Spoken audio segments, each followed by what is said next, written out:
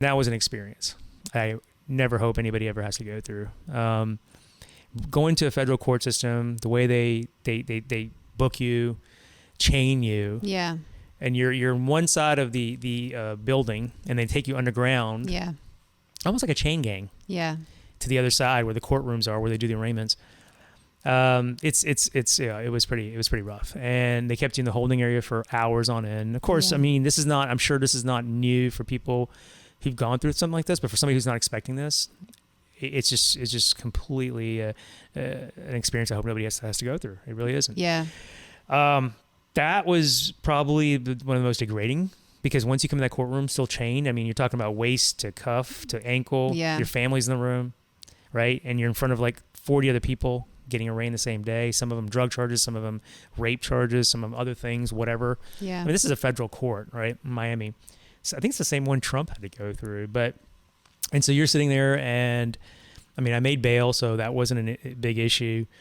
But it was just going through that process. Yeah. And then, of course, we got back to my hometown, and a week later, it hits the news. So now we're in 2018. I want to say going into July, August. And once it hit the news, I had prepared my partners in my practice ahead of time. I had told some close people ahead of time. That was rough, just to let them know what I was going through. And then, of course, learning more about it and what I had gone through. But once it hit the paper, that's when all broke loose, because sort of everything hit the fan at that time. Patients found out, community found out. Small town. I mean, your professional life at that point is pretty much over. Yeah. Because people are coming in now to an office looking at you as a provider who's been indicted for something. I mean, you still haven't been convicted, right? Because you've just been indicted.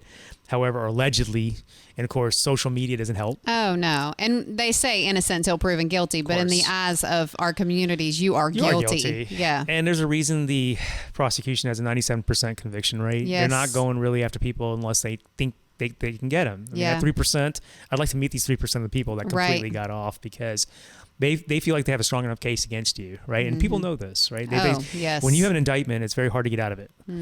I don't care how much money you have. I mean, maybe in some cases, but so once that hit, my partners started losing faith in what I was doing at the practice. Plus, and rightfully so, their reputation got hit. Right? Our practice now became known as the doctor who got indicted. You know, he's with that practice. Do we really want to go there? So my partners eventually said, look, we're going to have to let you go. You know, and that was back in October of 2018. So I saw my last patient with that practice at the end of 2018. I didn't see anybody after that. And they let me go.